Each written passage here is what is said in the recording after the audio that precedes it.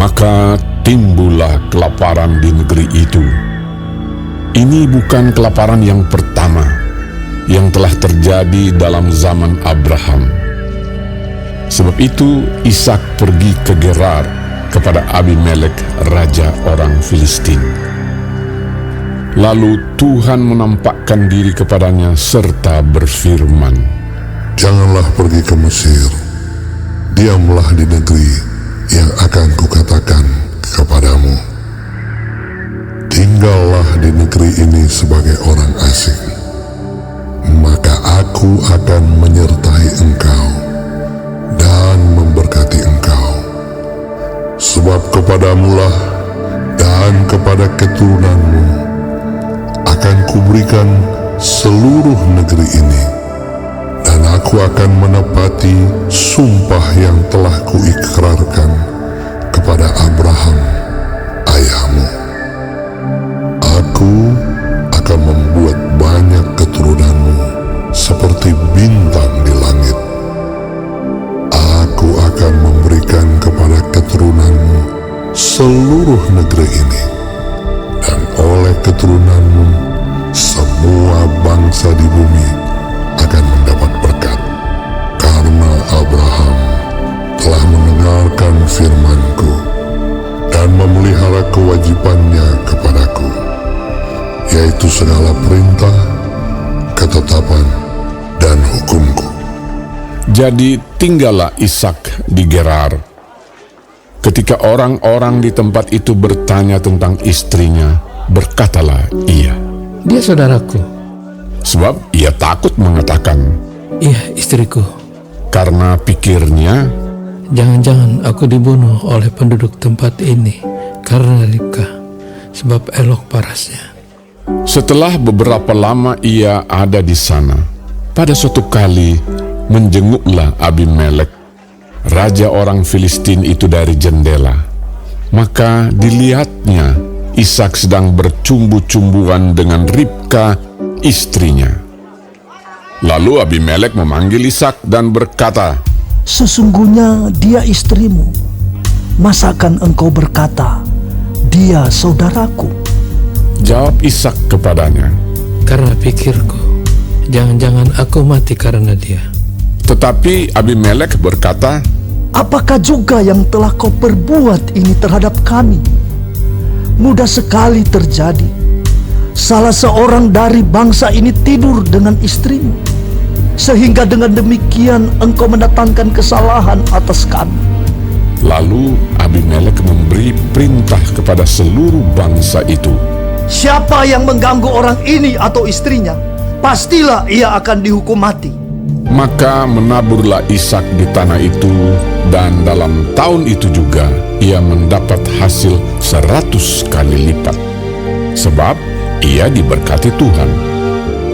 Dan orang itu menjadi kaya, bahkan kian lama kian kaya, sehingga ia menjadi sangat kaya.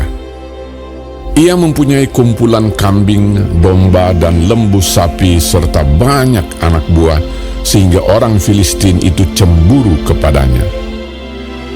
Segala sumur yang digali dalam zaman Abraham, ayahnya, oleh hamba-hamba ayahnya itu, telah ditutup oleh orang Filistin dan ditimbun dengan tanah.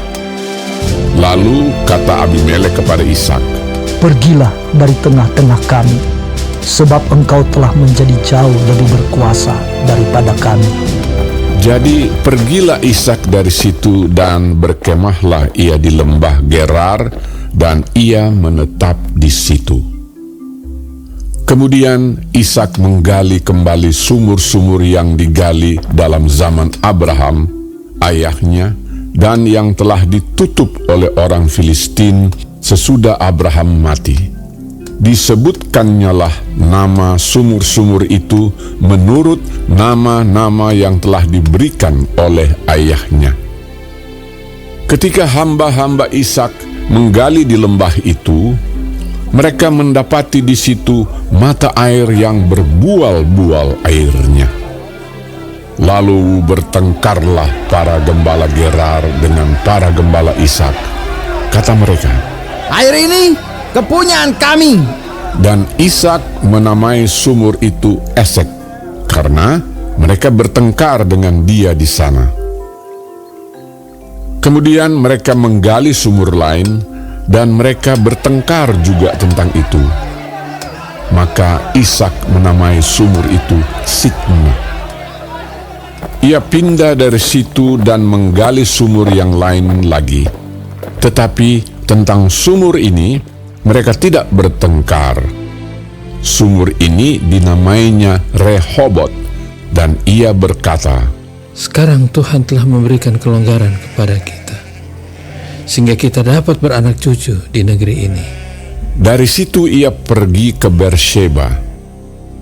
Lalu pada malam itu Tuhan menampakkan diri kepadanya serta berfirman, Akulah Allah ayahmu Abraham. Janganlah takut, sebab aku menyertai engkau. Aku akan memberkati engkau dan membuat banyak keturunanmu karena Abraham, hamba-Ku itu. Sesudah itu Ishak mendirikan mezbah di situ dan memanggil nama Tuhan. Ia memasang kemahnya di situ, lalu hamba-hambanya menggali sumur di situ. Datanglah Abimelek dari Gerar mendapatkannya, bersama-sama dengan Ahuzat, sahabatnya, dan Pikhol, kepala pasukannya. Tetapi kata Ishak kepada mereka, Mengapa kamu datang mendapatkan aku?